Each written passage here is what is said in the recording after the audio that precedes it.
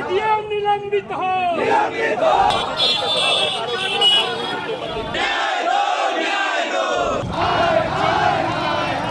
DM SP निलंबित हो। नमस्कार, आदाब, सत श्री अकाल, जय भीम, जोहार। मेरा नाम है नवीन कुमार।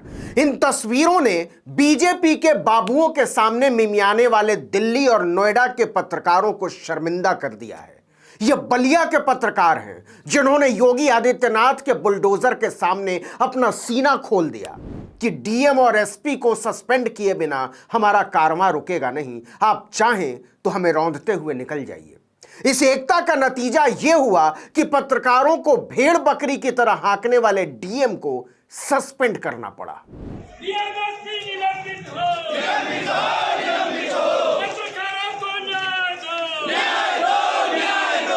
ऐसे ही नहीं कहते हैं बलिया को बागी बलिया। ये पत्रकार नारे लगा रहे थे कि अगर खबर छापना गुनाह है तो हम सभी गुनहगार हैं। पत्रकारों का ऐसा रौद्र रूप देखकर उन्हें गाजर मूली समझने वाली बलिया पुलिस को सांप सूंघ गया।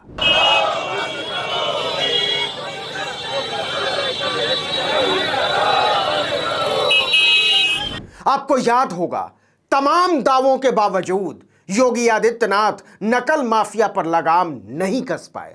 अफसरों ने जमकर पर्चा लीक कराया और दलालों ने जमकर रुपया कमाया, पहले संस्कृत का और फिर अंग्रेजी का। दलालों पर अफसरों की सरपरस्ती ऐसी थी कि पूरे 24 घंटे पहले लोगों के व्हाट्सएप में सवाल और जवाब दोनों पहुंच चुके थे। 29 मार्च को हाई स्कूल की संस्कृत की परीक्षा थी। 28 मार्च की रात को ही बलिया में प्रश्न पत्र और मिलती जुलती हल की हुई कॉपी वायरल हो गई। 29 मार्च की सुबह 6 बजे पत्रकार अजीत ओझा ने इसे तत्कालीन जिला विद्यालय निरीक्षक को भेजकर जांच की बात कही। 4 घंटे तक कोई जवाब नहीं आता है। 10 बजे डीएम खुद फोन करके प्रश्न पत्र अपने व्हाट्सएप पर मांगते हैं। पत्रकार वायरल पर्चा उनको भी भेज देते हैं, लेकिन जिला प्रशासन ने पूरा मामला दबा दिया। वायरल प्रश्न पत्र से मिलते जुलते पेपर से ही परीक्षा करवा ली गई। इसी बीच 29 मार्च की रात अंग्रेजी का भी पेपर वायरल हो गया। इसकी खबर अखबार में छपी भी। 30 मार्च को सुबह करीब 9:30 बजे डीएम ने फिर से फोन करके अंग्रेजी का वायरल पेपर मांगा। पत्रकार ने उन्हें व्हाट्सएप कर दिया। इसके बाद अखबार ने यह खबर छाप दी, लेकिन उनकी नींद नहीं खुली। नींद खुली तब जब अखबार में खबर छपने के बाद फजीहत शुरू हुई, और जब फजीहत शुरू हुई तो बजाय नकल माफिया पर फंदा कसने के पत्रकार को ही उठा लिया जाता है।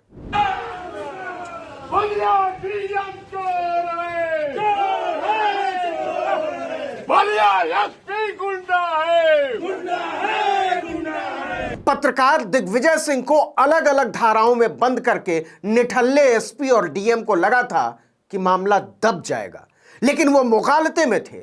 सोच रहे थे कि ये दिल्ली नोएडा के पत्रकार हैं जो ताकतवर आदमी से पूछेंगे कि आम काट कर खाते हैं या चूस कर, आप थकते क्यों नहीं, जेब में बटवा रखते हैं या नहीं, आप इतने महान क्यों हैं, वगैरह वगैरह।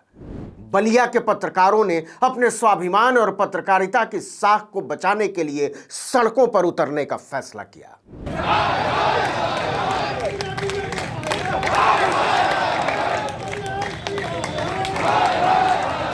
3 अप्रैल को अमर उजाला अपने गिरफ्तार पत्रकारों के समर्थन में खुलकर उतर आया और लिखा कि प्रशासन ने अपनी गर्दन बचाने के लिए ऐसी कहानी गढ़ी कि नकल माफिया मौज में आ गया और उनकी करतूत उजागर करने वालों को ही कटघरे में खड़ा कर दिया गया। बिल्कुल सीधा सवाल है, अगर पत्रकार नकल माफिया से मिले होते तो प्रशासन को पर्चा लीक होने की सूचना क्यों देते? इसके बाद तो बलिया के जागरूक समाज ने प्रशासन के खिलाफ ही मोर्चा खोल दिया। पहले वकीलों ने मोर्चा निकाला और फिर पत्रकारों ने। वकीलों ने राज्यपाल को संबोधित अपने ज्ञापन में डीएम एसपी के खिलाफ कार्रवाई की मांग की। छात्र नेताओं के एक प्रतिनिधिमंडल ने अलग से मुख्यमंत्री को संबोधित एक ज्ञापन डीएम को सौंपा।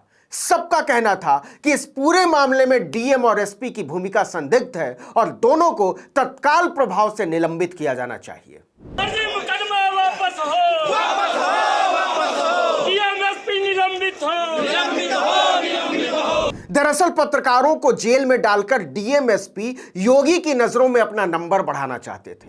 वो साबित करना चाहते थे कि पर्चा तो लीक हो सकता है लेकिन इसकी खबर नहीं छप सकती। लेकिन पत्रकारों को जेल भेजने से दांव उल्टा पड़ गया और सूबे में यह संदेश गया कि यूपी के अफसरों और बलिया जिला प्रशासन ने शिक्षा माफियाओं को खुली छूट दे दी है। अब रोज पेपर आउट होंगे, वायरल होंगे। जब अखबार में छपेंगे ही नहीं तो पता कैसे चलेगा, और जब पता नहीं चलेगा तो पर्चा रद्द करने की जरूरत ही नहीं पड़ेगी।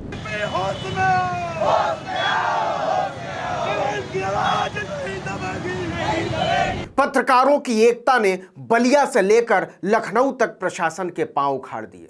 लखनऊ के पंचम तल ने पूरे मामले में चुप्पी साध रखी थी। तब तक मुख्यमंत्री कार्यालय की समझ में नहीं आ रहा था कि करना क्या है। उन्हें लग रहा था कि अगर वो डीएम एसपी के खिलाफ कार्रवाई करते हैं तो डर है कि पत्रकार बेखौफ ना हो जाएं, कलम खोल कर न लिखने लगें। लेकिन पत्रकारों के सड़क पर उतरने के 2 घंटे के भीतर लखनऊ से चिट्ठी आ गई कि डीएम को सस्पेंड किया जाता है। काम में लापरवाही, नकल माफियाओं से साठगांठ और भ्रष्टाचार के आरोपों पर विजिलेंस की जांच भी बैठा दी गई है। अब देखना है कि एसपी का नंबर कब लगता भी है या नहीं, क्योंकि असली नकल माफिया अभी भी आजाद घूम रहे हैं। बलिया प्रशासन मुर्दाबाद, मुर्दाबाद, मुर्दाबाद। बलिया प्रशासन मुर्दाबाद, मुर्दाबाद, मुर्दाबाद। सवाल है कि इससे भी ज्यादा दबाए जाने के बावजूद दिल्ली के एक से एक स्टार पत्रकार क्यों कुछ नहीं बोलते, चाहे संसद में घुसने से रोक दिया जाए या प्रवासी मजदूरों की रिपोर्टिंग करने से। वो बलिया के पत्रकारों की तरह सड़क पर क्यों नहीं उतरते? हम बताते हैं क्यों नहीं उतरते। भाजपा मुख्यालय के दरवाजे पर कलम और जुबान दोनों गिरवी रख देने वाले क्या खाकर करेंगे ऐसा प्रदर्शन? चमकते सितारों का जलवा चाहे जितना हो, चाहे जैसा हो, लेकिन लिख कर ले लीजिए, ईमान को दुकान में सजाने वाले नहीं बचा पाएंगे पत्रकारिता की लाज।